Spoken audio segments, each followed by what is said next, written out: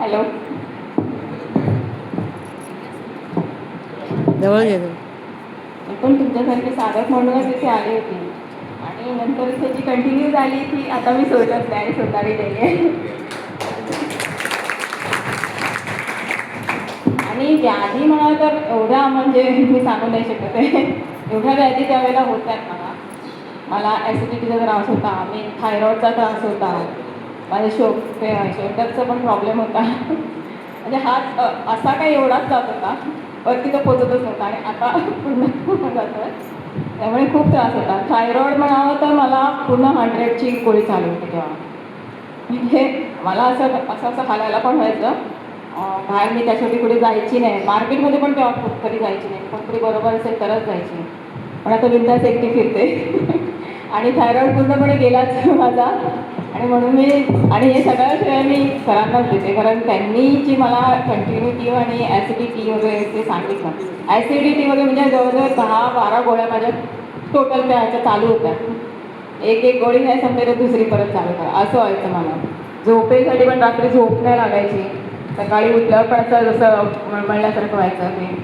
पण जे सरांनी शिकवले, आसनं शिकवली किंवा जे आपल्याला शुद्धिक्रिया ज्या आपल्या मेन शुद्धिक्रियाने तुम्हाला एवढा फरक पडेल ना की तुम्हाला स्वतःमध्ये जाणवेल की तुम्ही पूर्ण चेंज झालेला आहात करून. जे आपल्याला जलदोती वगैरे जे दाखवलं मेन जलदोती कंटिन्यू करा, सोडू नका. आणि मी पण सोडली नाही आहे, मी कंटिन्यू करते 15-15 दिवसांनी. आणि जलदोतीने खूपच फरक पडतो. आता तुम्ही विचाराल माझं एज काय. तर सांगायचं नसतं असं, पण मी सांगते 54 आहे. आणि मला लोक पण विचारतात की तुम्ही हे कसं मेंटेन केलं. म्हटलं ह्याच्यासाठी तुम्हाला आमच्या कुठे सर आहेत ते आम्हाला शिकवतात, त्यांचं मार्गदर्शन घ्यायला लागेल आणि माझ्यावर यायला लागेल. आणि माझ्यावर येऊन म्हणजे आम्ही माझ्या 4 बहिणींना आणलं इथे. माझ्या मुली पण येऊन गेल्या इथे. मेन आणखी मला आता मी फिट एवढी झाले आणि हे सगळं श्रेय मी सरांना म्हणजे माझ्या सगळ्या मित्रांना आणि ह्यांना सगळ्यांना येते. आणि मेन स्वतःवरती कंट्रोल.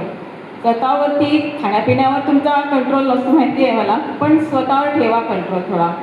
म्हणजे जर आपल्याला नाही पचत आहे एखादी गोष्ट तर नाही खायची. एखाद्या गोष्टीचा त्रास होतो आहे, तर मला चण्याची डाळ वगैरे खाल्ली तर त्रास होतो, म्हणजे अंगावर पित्त पण उठायचं, हां तो एक त्रास होता. म्हणजे उन्हाळ्यामध्ये तर पूर्ण असं पॅचेस उठायच्या माझ्या. पण तो सगळा पण त्रास गेला. आणि मेन याचं कारण जलदोती आहे. मेन जलदोतीने एवढा तुम्हाला फरक पडेल आणि मला तो पहिल्यापासून जाणवला आणि मी सोडली नाही आहे ते जलदोती. मला शरीरामध्ये तुमच्या डायजेशनमध्ये सगळा पूर्ण फरक दिसणार. तुम्ही करून बघा. 1 महिना जरी तुम्ही जलदोती केलीत ना, म्हणजे 3 कंटिन्यू सर्जाने सांगितले तशी, तुम्हाला एवढा फरक जाणवेल ना की तुम्हाला स्वतःहून परत पुढच्या महिन्यामध्ये तुम्ही चालू ठेवाल, सोडणार नाहीत कधी. दुसरा मला फरक जाणवला तो आमच्या माझ्या मिस्टरांचं सांगते मी. त्यांना पॅरालिसिसचा अटॅक आला होता. आणि म्हणजे मीच तेव्हा एवढी येऊन गेलेली आणि तेव्हा करोनाचा पण पिरियड चालू होता.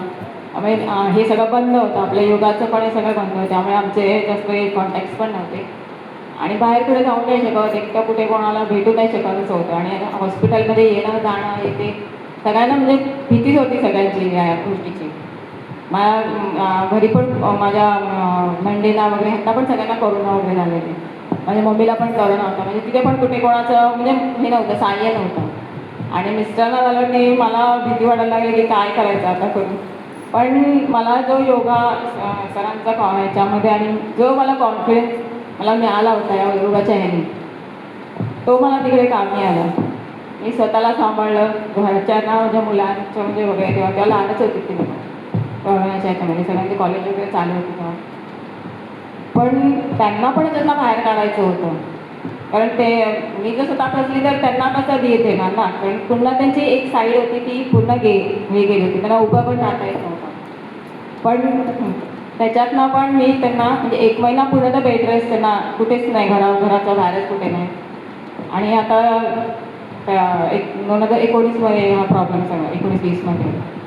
आणि आता तुम्हाला मी सांगते माझे मिस्टर स्वतः एकटे फिरतात, एकटे जातात सगळीकडे. आणि हे सगळं मी त्यांच्याकडे करून घेतलं घरात त्यांच्या, कारण त्यांना इकडे येणं शक्य नाही थोडं. तीन माया वगैरे त्यांचं म्हणजे त्यांना नाही झालं, पण मी त्यांच्या घरी करून घेतलं, त्यांच्या हाताला मॉलिश वगैरे हे करून, जसं मला सांगितलं सरांनी सांगितलं होतं की हे करून घ्या करून, तर तसं मालिश वगैरे साईड करून. आणि त्यांचं आता म्हणजे थोडं हाताची पकड ग्रीप थोडी थोडी नाही आहे, पण ते स्वतःमध्ये कॉन्फिडन्स आला आहे त्यांचा. जो त्यांचा कॉन्फिडन्स गेला होता की मी काहीच नाही करू शकत हा होतो ना, तर तो एक कॉन्फिडन्स आपल्याला योगामुळे मिळतो. आणि तुम्हाला स्वतःला पण जाणवलंच राहिलं तुम्ही एवढं इकडे येत आहे ते, की हा आपला जो आपण करू शकतो आपण.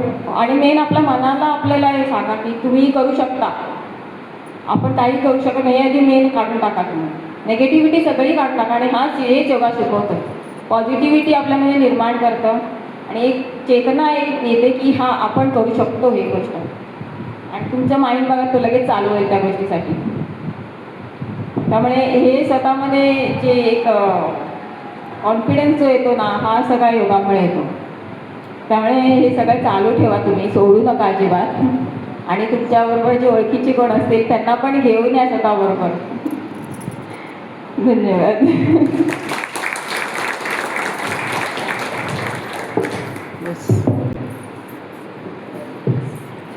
धन्यवाद ताई, अतिशय जबरदस्त अनुभव आहे.